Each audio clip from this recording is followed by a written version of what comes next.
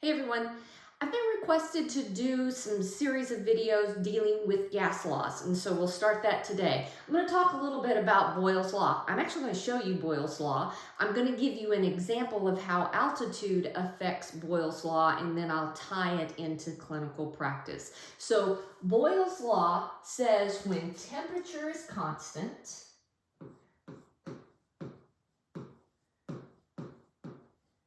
and let me give you my trick to remembering gas laws. I always remember what is constant, okay? So temperature is constant in Boyle's law. How do I remember that? Well, I think about boiling water. Boiling water would be temperature, right? Okay, so Boyle's law, temperature is constant. And here's a mathematical equation. And this mathematical equation means that volume and pressure are inversely related. Let's skip the math for just a minute. Let me show you what that means. So right now, I have this syringe and I have this little cup of Kool-Aid, lime Kool-Aid, okay? So this syringe right here, there is no volume in this syringe. There's absolutely no Kool-Aid, and there's no pressure change going on in this syringe, okay? So volume pressure, we're gonna say, is set at 0.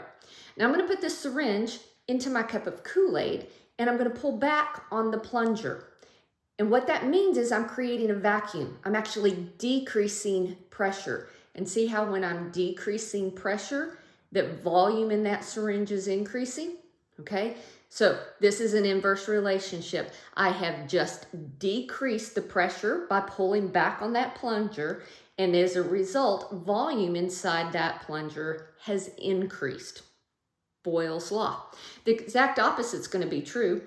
When I take this plunger now and I push it, I'm going to increase the pressure inside that syringe. And as I increase that pressure, the volume's going to decrease. Boyle's law. Okay, so why is this important? This is how everybody breathes. Humans, animals, this is how we breathe. Okay, when we go to take a deep breath, our diaphragm drops. Let's just think about this syringe as our lungs. Okay, pretend like here's the airway and the plunger is a diaphragm.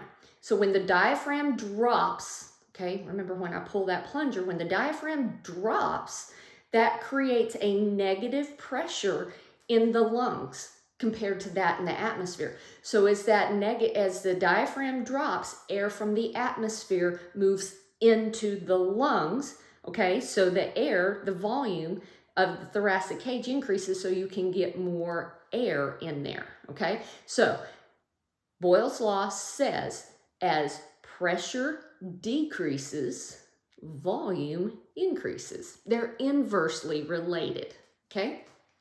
So I'm gonna work it in just a little bit of math now.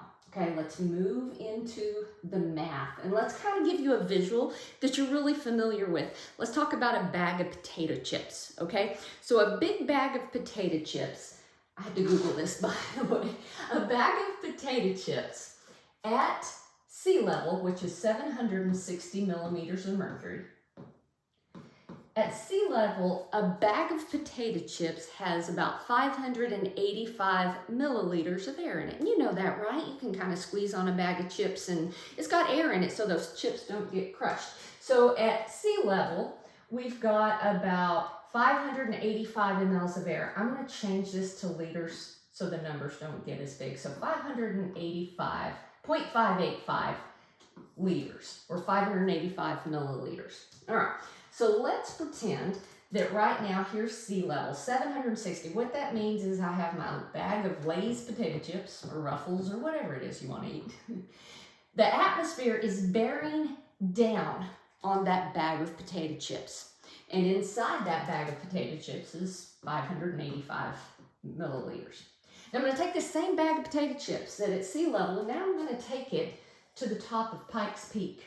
Okay, so do you see how barometric pressure has decreased? When we're higher in elevation, we don't have as much of the Earth's atmosphere bearing down on us. So let's say up here, I'm just making this up, let's say on the top of Pikes Peak here, it is now 500 millimeters of mercury. Okay, so what we've just done by taking this bag of potato chips up to the top of Pikes Peak, we've decreased pressure. And if Boyle's law is true, as we decrease pressure, we're going to increase volume. All right, so let's see if that's true. 760 times 585, that's P1 and V1. Our second pressure is 500 millimeters of mercury, and our second volume is our X, okay? So we just do a little bit of simple math here. 760 times 0.585, that is 444.6, okay? 444.6. This is 500x. I'm going to divide both sides by 500 to get x by itself. And that comes out to 0.889 liters, or 889 milliliters. So what we're saying, we took this bag of potato chips from sea level to the top of Pikes Peak. Because we've decreased the pressure, the air in that bag is going to expand. What that'll mean is when you jump out of your car and you look at that bag of potato chips, it's all going to be swollen. It's going to be full of air because you've decreased pressure. All right. Hopefully that gives you a little visual, because let's transition now into clinical practice. Let's say you're a flight therapist and you go to pick up a patient, then getting the patients all ready for transport and get a chest x-ray, and you suspect there might be a pneumothorax, but you really can't see evidence of the chest x-ray. But let's pretend there's a little bit of a pneumothorax there. There is air in that pleural space. So you're at this level in atmosphere and you're about to put that patient in, you're about to fly to a higher level. If this patient has a pneumothorax, a little bit of gas trapped in their chest, as you increase in altitude, you're going to decrease pressure, and that pneumothorax is going to grow in transport, okay? So what could have been insignificant on the ground could be potentially a tension pneumothorax in the air because of Boyle's law, okay? ET tube cuff, all right? You seal the cuff on the ground, you go up in the atmosphere, the volume in that cuff is going to expand, okay? Let's say that you adjust the cuff pressure while you're in the air. And as you land, as you increase pressure, as you come down and you increase pressure, volume is going to decrease. So that cuff will shrink and you'll have a leaky cuff. Okay? So Boyle's law states that when temperature is constant, volume and pressure is inversely related. Hope this has helped. Stay tuned. We'll do another gas law next week. See you soon.